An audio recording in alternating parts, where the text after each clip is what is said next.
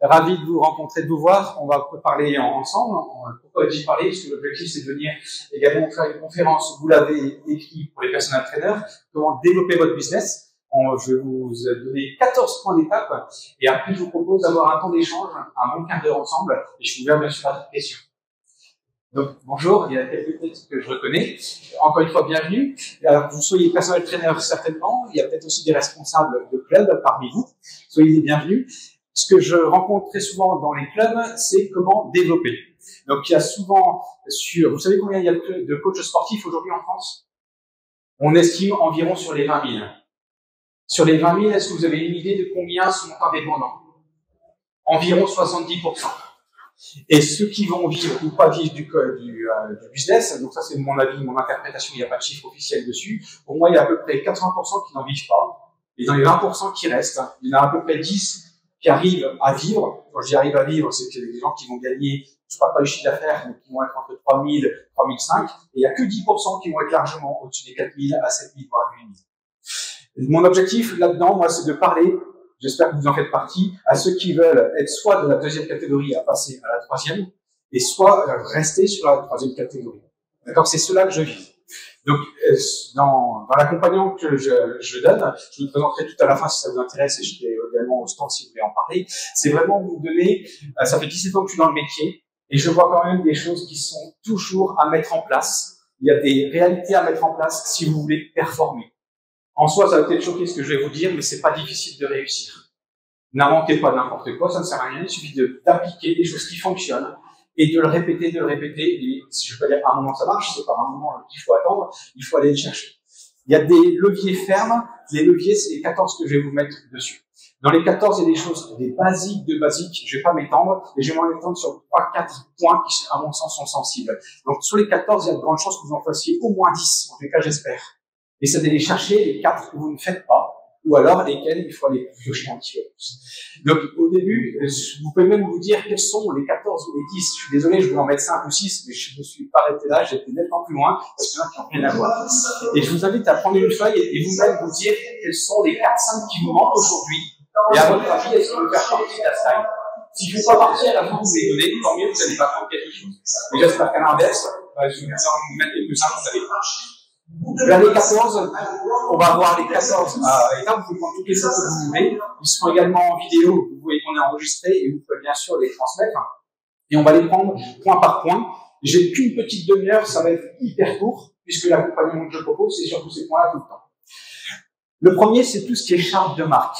Alors, charte de marque, ne confondez pas avec votre charte éditoriale ou uniquement les couleurs.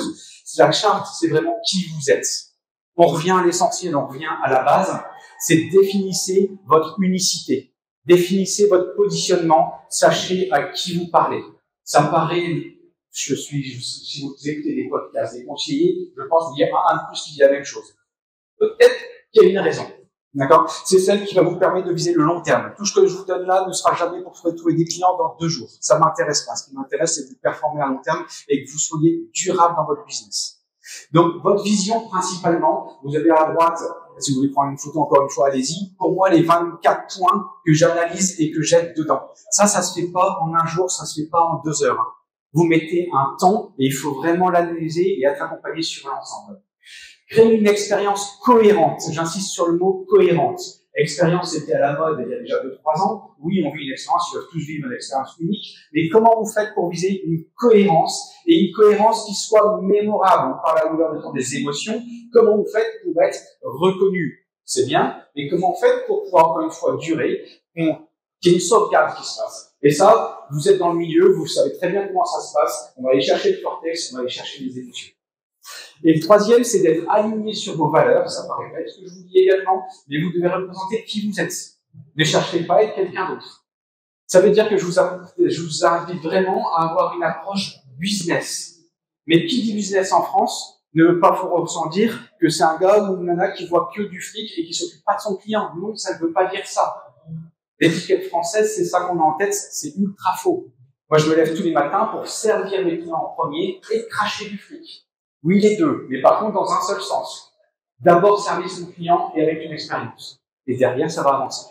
Ça, c'est le premier point sur la charte de marque. Si vous avez des questions, je vous conseille de tous les regrouper et on les prend à la fin.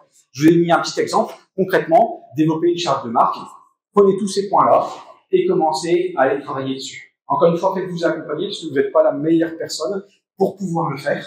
Je suis passé par là, je me fais moi-même accompagner. Il faut quelqu'un qui soit votre référent, il faut quelqu'un qui ait une image pour prendre du recul. Vous êtes hyper doué, mais par contre, vous avez déjà des œillères qui sont naturelles puisque c'est dans votre domaine avec votre point de vue. Deuxième élément, le business plan. Ah, business plan. Business plan, des fois, ça peut faire peur. Vous n'êtes pas forcément né gérant, ça c'est clair. Mais par contre, il y a un minimum qu'il faut connaître.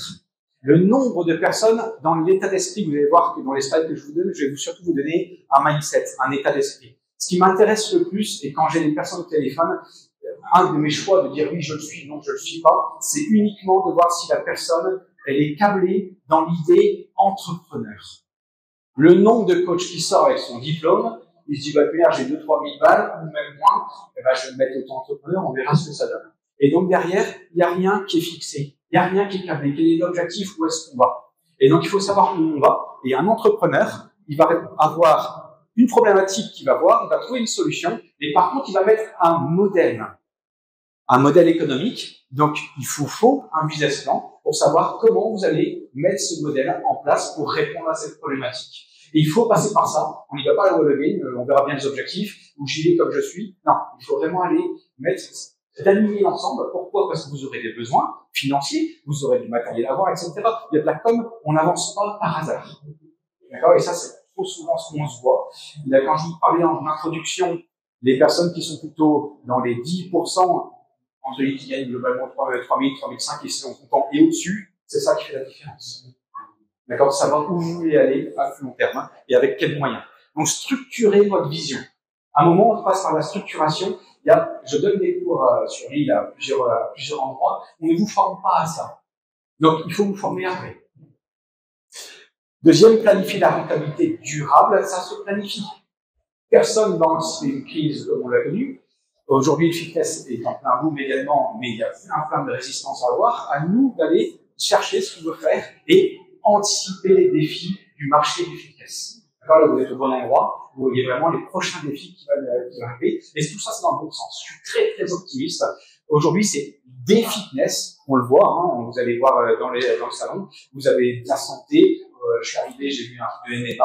Vous avez des fitness, vous avez du pilates. Et tout ça, tant mieux, puisque ça va vous aider à vous positionner, à répondre à des cibles, à des niches spécifiques. La partie juridique que je passe sans passer. Pourquoi? Parce qu'elle est indispensable. Le nombre de coachs sportifs qui me dit, conditions générales, on verra bien. Un contrat, ah oui, on doit faire ces choses-là. D'accord? Donc ça, c'est indispensable. Il faut que vous soyez une box, que vous soyez un studio, que vous soyez indépendant, que vous soyez en ligne, que vous soyez à domicile. Il vous le faut. D'accord? Et ça, c'est assez facile à faire, bizarrement, mais il faut faire appel aussi à des experts. Les experts ne connaissent pas forcément votre domaine d'activité, donc il faut faire un mix des deux. Donc je passe assez vite parce qu'il faut faire plutôt appel à des experts, mais par contre, faites-le.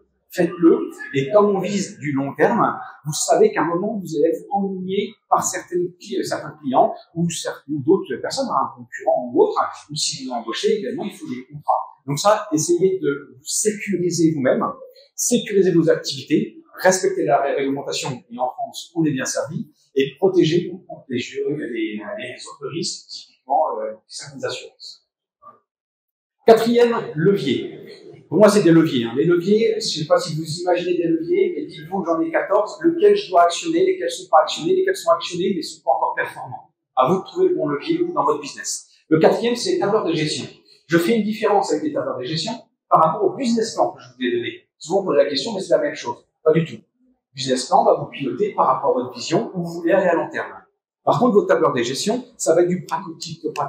Concrètement, vous aurez toute la partie de votre chiffre d'affaires, nombre de clients, pas les moyens, mais vous aurez aussi toute une partie qui va être vos KPI pour voir concrètement où est-ce que vous en êtes, où sont les tendances que vous avez et que vous n'avez pas, et où est-ce qu'il faut faire. Ça ici, je suis très surpris, je suis pour les coachs indépendants, s'il y en a parmi vous, où ça c'est vraiment un levier. Aujourd'hui, des fois vous avez des clients, vous avez du chiffre, mais vous ne savez pas l'interpréter. Là, vous avez un levier très très fort qui vous permet de savoir réellement si vous correspondez à la clientèle et si vous répondez bien au positionnement et aux besoins que vous proposez, mais de voir également où sont les petits axes de développement que vous avez. Et simplement, en ayant des bons tableurs, vous allez pouvoir piloter facilement. Et piloter, vous conduisez tous une voiture, c'est à vous de savoir sur quel pédale vous allez appuyer, à quelle puissance, quelle force et à quel moment. D'accord? Donc à vous d'armer votre voiture pour la piloter comme il faut, piloter votre business. Des fois, j'utilise le mot où on me dit non, Guillaume, c'est pas un jeu, une entreprise. Moi, je le vois des fois comme un jeu. C'est un jeu. Déjà, vous faites plaisir. Et deux, vous allez justement aller prendre des stratégies, des techniques, et selon qui vous êtes, selon le marché, comment vous évoluez, vous allez faire bouger ces choses-là. Donc ça, c'est à vous de pouvoir le piloter. Il va falloir absolument de la data pour pouvoir l'analyser et après on suit enfin nos indicateurs. Passer du temps sur ces tableurs de gestion, c'est pas si compliqué que ça. Il faut pas aller chercher des logiciels de fou, ça existe. Indépendant, un simple tableur Excel bien fait, ça suffit amplement. Stratégie de prospection et de communication. Alors vous voyez, je ne vous l'ai pas dit au début, mais moi je vous l'ai mis dans l'ordre tel que je le pense. Pour quelqu'un qui veut vraiment quasiment débuter ou qui veut performer, c'est dans l'ordre des leviers que je vous interpelle à faire. Or, quand on m'appelle, la première chose qu'on dit, c'est Guillaume, comment on fait pour trouver des clients? Guillaume, comment on fait pour avoir une stratégie de prospection? Comment tu t'y prends? Hyper important, hein, je ne vous ai pas dit que c'était pas important, mais ça arrive qu'en cinquième. C'est-à-dire que si vous n'avez pas structuré qui vous êtes, vous ne pouvez pas savoir à qui vous parlez et donc trouver efficacement votre clientèle. Ok? Donc après, en effet, on va le mettre en place. L'objectif, c'est d'être visible. Je vous apprends rien.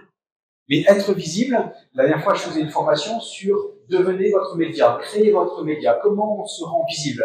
Et être visible, ça va peut-être interpeller pour tous ceux qui sont à fond sur TikTok, etc. C'est pas forcément avoir un nombre de followers. Hein. Certainement pas. C'est avoir des clients. Avoir des followers et des clients, c'est bien différent. Moi, sur ma page Facebook, j'ai 1500 personnes.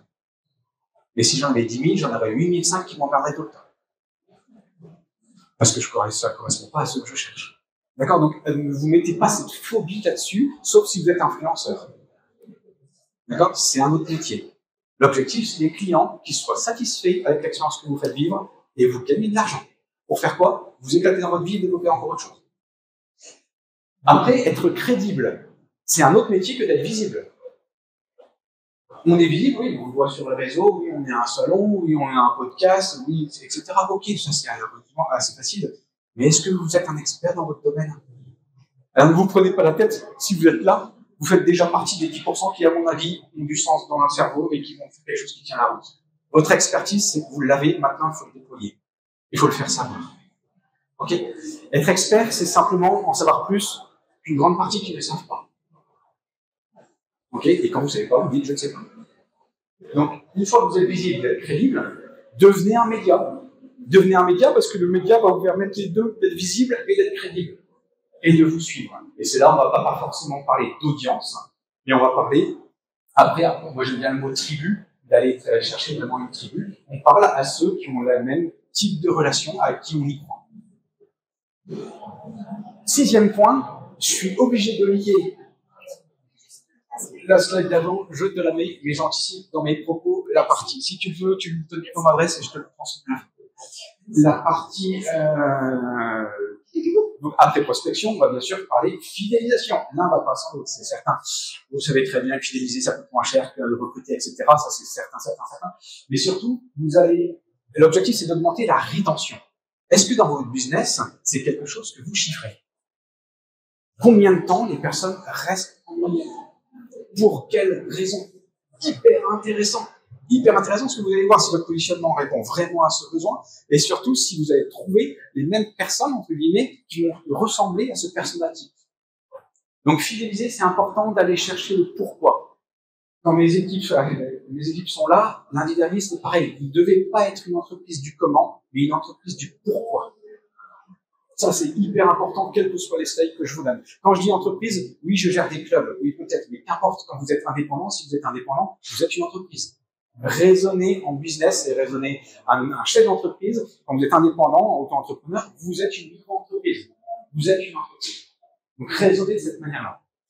On crée une communauté. Donc, c'est pour ça que je dis communauté et tribu. D'accord?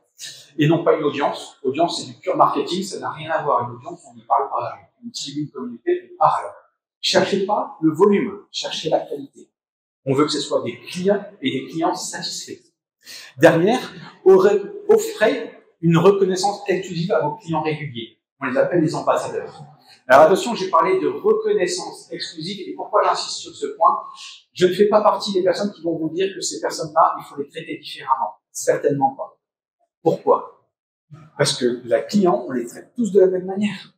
Vous êtes aussi bon du lundi que le mardi quand c'est vous ou quelqu'un d'autre, et vous devez produire la même expérience. La différence, c'est que cette personne-là aura peut-être des critères d'un ambassadeur qui, oui, sera plus à votre image et qui aura une place particulière.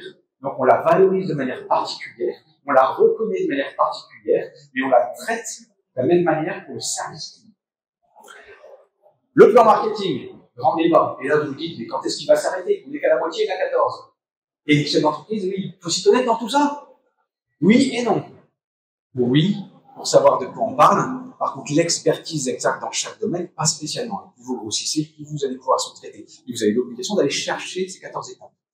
Aujourd'hui, c'est triste à dire, quelqu'un qui sera plus visible, plus crédible, mais qui est moins bon dans son domaine, fera un meilleur chiffre que quelqu'un qui est hyper doué, mais qui ne sera pas visible, pas crédible. Mais râlez pas, c'est normal. Hein. Pourquoi les influenceurs, des fois, réussissent mieux? Parce qu'ils sont plus crédibles et plus visibles. Et est-ce que c'est bien? Tant mieux qu'ils existent. Ils font des super trucs sur YouTube et des fois, on apprend nettement mieux qu'à la fac. Et encore nettement mieux que 80% des coachs sportifs de certains joueurs. D'accord? Donc, on va pas crier sur eux. C'est génial qu'ils soient là. Ils rendent le fitness encore plus visible. Par contre, à vous d'aller chercher votre plan marketing. Alors, un plan marketing, c'est savoir, encore une fois, où vous allez. Je préfère pas vous donner du comment concrètement, on en discute après, je vous aiderai là-dessus sur concrètement les étapes qu'il faut faire, c'est pas le but d'aujourd'hui, mais c'est surtout se dire c'est important de le mettre en place, puisqu'on va donner du sens à votre vision et du sens à long terme.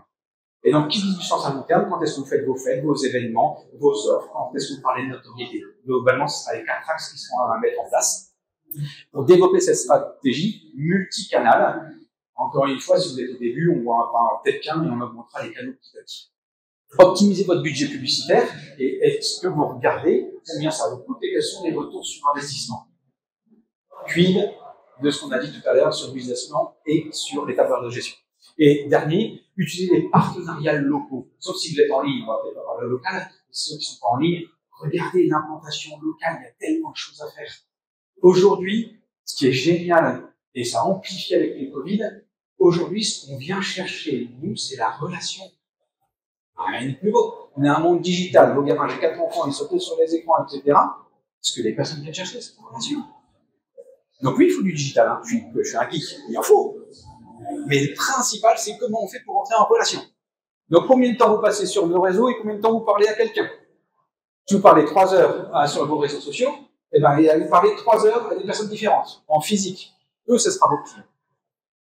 Et vous les finalisez plus en présentiel qu'en digital. 8e, offre et service. Alors ça, c'est une sacrée question. Pourquoi je la mets que en 8e? Parce que je pars du principe, je fais une petite pause pour que vous écoutez bien. Si vous n'avez pas fait les 7 étapes avant, je ne vois pas comment vous pouvez créer votre offre. Je vous le refais. Si vous n'avez pas fait les 7 étapes, et je le remettrai à la fin si vous voulez les reprendre en photo, ne me demandez pas de créer votre offre. Je ne saurais pas le faire. Et vous, je ne vois pas comment vous pouvez le faire. On ne crée pas une offre en claquant des doigts. Une offre répond à un besoin spécifique avec une solution spécifique. Quelle est votre spécificité? Si vous n'avez pas fait les étapes d'avant pour savoir qui vous êtes, vous ne pouvez pas le faire. Donc, hyper important d'avoir cette étape-là. C'est l'étape la plus cruciale pour aller faire partie des top 10% que je vous donnais tout à l'heure. Okay. Créer un service sur mesure. Moi, je suis un dada du suivi personnalisé. Je vous conseille amplement d'aller vers ce type de choses. Comment on peut rentrer en relation avec une personne, 2, pourquoi pas 4 en small group. D'accord? Assurer de la valeur ajoutée pour augmenter la valeur perçue. Alors ça, je pourrais passer des heures dedans. Valeur perçue, hyper important. Comment vous pouvez faire, mais pas valeur perçue que vous pensez. Vous êtes la mauvaise personne pour analyser la valeur perçue. La valeur perçue de votre prospect et de votre client. Pour lui, c'est quoi la valeur perçue? On parle beaucoup, notre ami DexFit a lancé l'aspect suivi 360. C'est exactement ça qu'Étienne veut lancer. Comment on fait pour parler de l'aspect plutôt... il y a plein de noms qu'on va mettre derrière tout ça. Mais à vous d'aller chercher comment le mettre concrètement, de manière visible, ces étapes pour montrer qu'on prend la personne de manière holistique, de manière générale. D'accord? Et après, posez-vous la question dans les offres et les services, est-ce que vous avez digitalisé votre activité? Ça, c'est une question très très grande, puisque quand je dis digitaliser l'activité, il y a plein de points d'ancrage où on peut digitaliser les choses. Neuvième, pareil, Guillaume, comment on fait pour pricer? Quel est le bon prix? Oui, mais mon concurrent, il fait ça. Ah, lui, il est ouvert, je vais baisser mes prix. Aujourd'hui, je suis sûr que vous pouvez augmenter chacun, je ne vous connais même pas, au moins 10%, 20% de vos prix. J'en suis certain. Certain. Et aujourd'hui, ne le faites pas en dessous. Si vous faites en dessous et que vous avez le nombre de clients, burn-out assuré. Vous aurez vos clients, par contre, vous n'aurez plus de temps, donc plus de femmes, plus de conjoints, plus d'enfants, et globalement, vous ne vivrez pas. Hein. Parce que ça va dépendre du temps que vous faites. D'accord? Donc aujourd'hui, pricez. Vous pouvez pricer si vous êtes bon. Et vu que vous êtes là, vous êtes bon. Donc, soyez là, génial, montez en valeur perçue et pricez. Aujourd'hui, les personnes, est-ce que vous savez combien en pourcentage des gens font du sport en France? 9%. On était à 8,1, on est passé à 9%. On est les avant-derniers en Europe, globalement. L'Europe, les Allemands, les pays normands fonctionnent moins, et les seuls qui sont derrière nous, c'est le Portugal. Dans ces 9%, si vous êtes personal trainer, vous faites du haut de gamme, on parle à 1,5% de la population. Oui, c'est triste, vous ne pourrez pas aider tout le monde. Je suis le premier, je voulais faire de la rééducation, je voulais faire de l'obésité, et je voulais travailler dans les hôpitaux. Donc oui, vous ne pouvez pas parler à ces personnes-là. Vous y pouvez quelque chose? Non.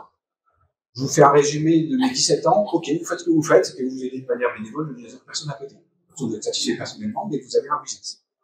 Ce business-là, si vous ne mettez pas ça, vous ne pouvez pas servir vos clients. Mettez-vous ça en tête. Hier, j'étais encore à un club, et j'étais à une analyse de vente. La personne, je la voyais stressée. Je dis, pourquoi t'es stressée? Et si je vends pas?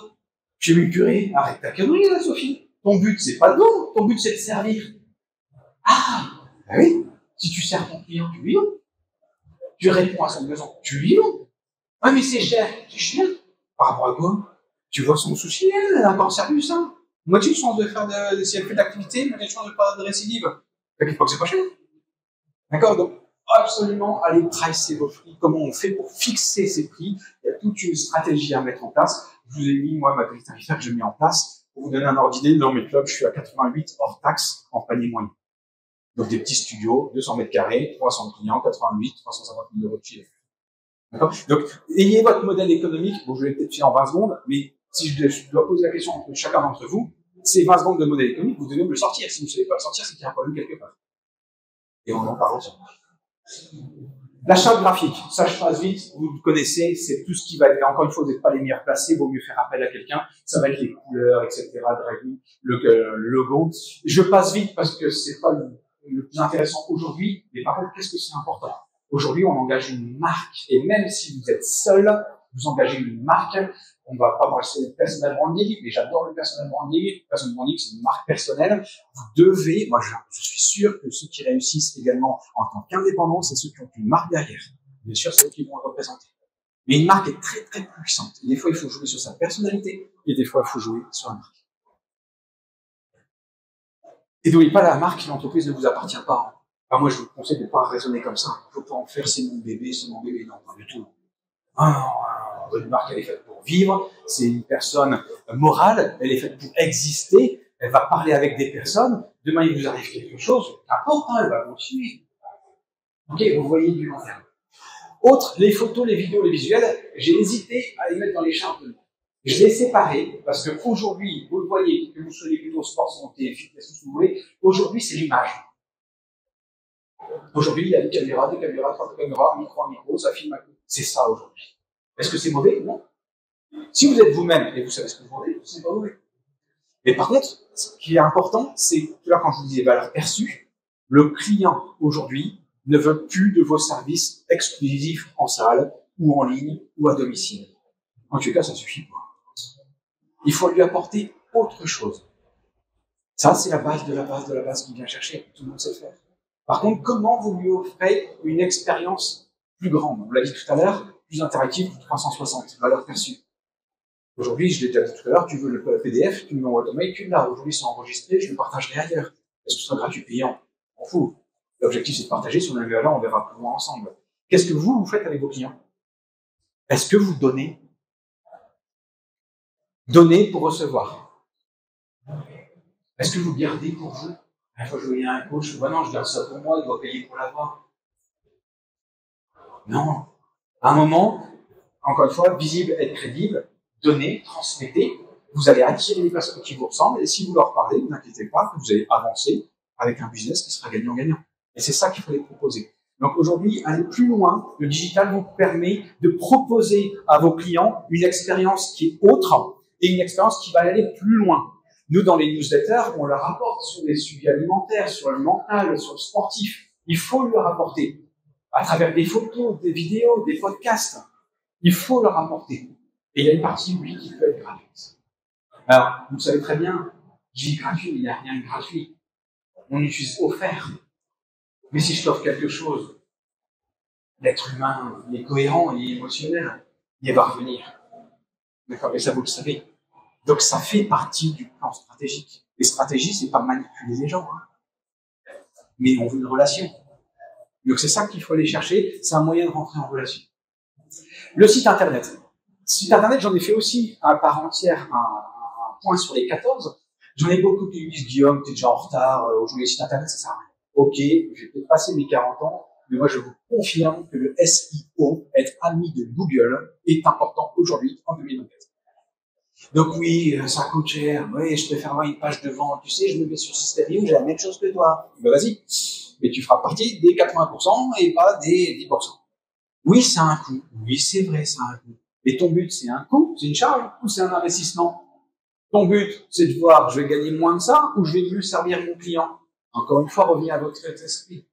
Aujourd'hui, vous devez être l'ami de Google. Un site Internet va vous aider. Aujourd'hui, pareil, est-ce qu'on met ses prix sur Internet? Il y a deux politiques. Moi, je vous dis bien sûr que oui. Il y a 10 ans, je vous dis bien sûr que non. Aujourd'hui, vous ne les mettez pas, ben, il n'y a pas vous loin, il va à côté. D'accord? Donc aujourd'hui, un site, bien entendu, bien référencé, responsive, etc.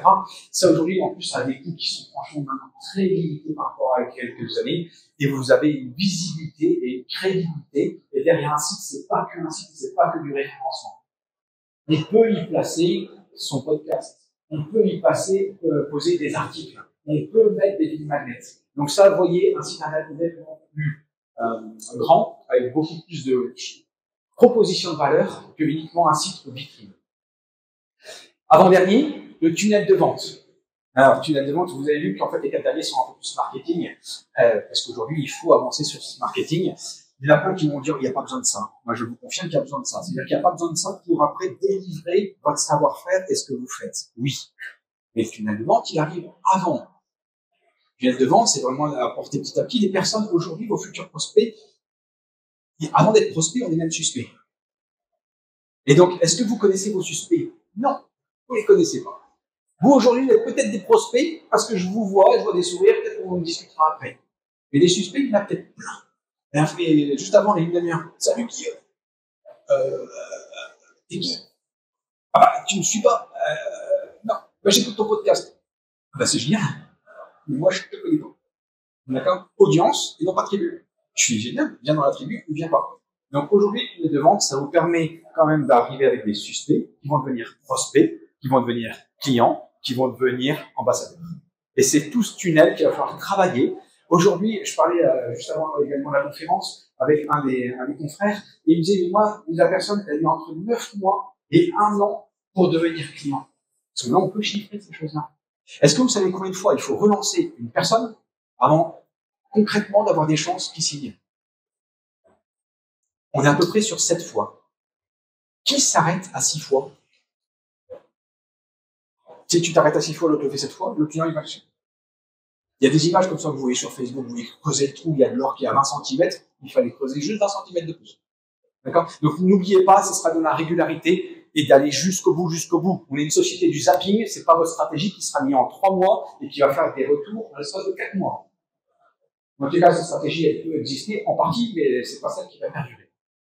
Donc, optimiser le parcours client, on va parler de parcours et également de suivi client.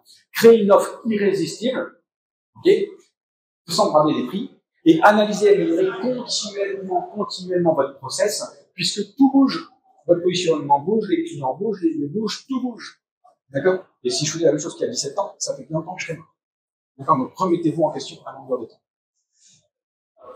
Derrière, la stratégie digitale. Et je la sors par rapport à la stratégie classique, stratégie digitale, surtout pour ceux qui vont être 100% en ligne, si y en a parmi vous. Développer une présence en ligne forte et cohérente. Alors, il y a une partie qui est un peu embêtante à ce niveau-là, parce que si vous connaissez des algorithmes, globalement, c'est un métier à part entière, et vous mettez toute une équipe, vous n'avez jamais fini. Et moi, je vous invite à, encore une fois, par rapport à votre positionnement, de ne pas changer qui vous êtes par rapport aux algorithmes. Parce qu'aujourd'hui, c'est le danger de l'IA. Je suis hyper connecté, j'adore ça. Mais par contre, restez qui vous êtes. Parce que tout le monde, vous êtes des esclaves de ces machines de guerre. Vous êtes, OK, l'ami Google et l'ami Meta, mais c'est vous, c'est lui que vous payez. Mais changez pas votre stratégie par rapport à qui vous êtes. OK? Donc moi, je vous conseille d'être dessus. Par contre, ne mettez pas non plus un budget monstrueux dedans et ne mettez pas des équipes. Si vous êtes en ligne, ça peut encore une fois se discuter. Mais tout le reste, faites attention d'être vraiment, développer une présence en ligne et qui soit cohérente à votre image. Utilisez du contenu pour attirer et engager vos prospects et créer une communauté autour de votre marque. Et j'insiste bien sur le mot marque, même si vous êtes indépendant, et non pas que sur vous-même. On a tracé les 14.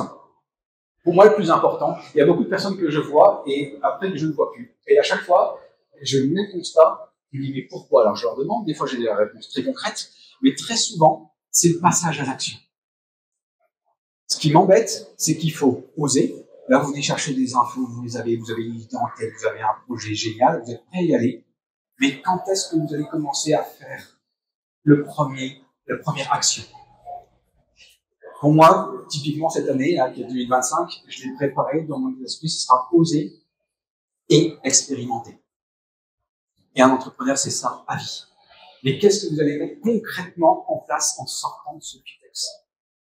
Et est-ce que vous allez le poser en disant c'est ça que je fais le premier trimestre, le deuxième trimestre, le troisième trimestre? Mais passer massivement à l'action. Il y a trop de rêveurs. Et pourtant, dans notre métier, il y a des gens d'action déjà avec nous. Ok, ceux qui réussissent, c'est ceux qui passent à l'action, c'est ceux qui vont se planter. D'accord? Donc plantez-vous. Et dans vous plantez dans les 10, il y a peut-être une idée qui va super bien marcher et on cartonnera là-dessus. D'accord? Mais passez à l'action et plantez-vous. Donc rêvez grand.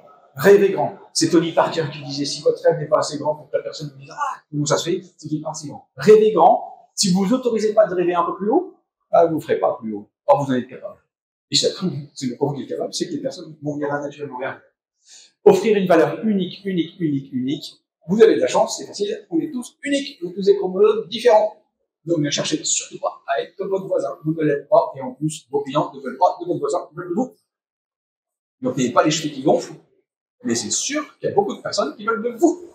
Et ils préfèrent vous que moi. Pourquoi? Parce que vous avez une personnalité, c'est peut-être très bien. D'accord? Donc soyez unique, mais montrez-le votre unicité. Construire un business rentable. Oui, on a le droit de parler d'argent. Oui, il vous faut 20% de rentabilité. Oui. D'accord, un livret A à 3%, on s'en fout. Oui, vous devez cracher de l'argent. Oui. Pour faire quoi, vous verrez bien. Vous ferez ce que vous voulez de votre argent. Mais il en faut au moins au minimum pour servir vos clients. D'accord? Et après, s'entourer des meilleurs. Ça, c'est ce qu'on dit partout.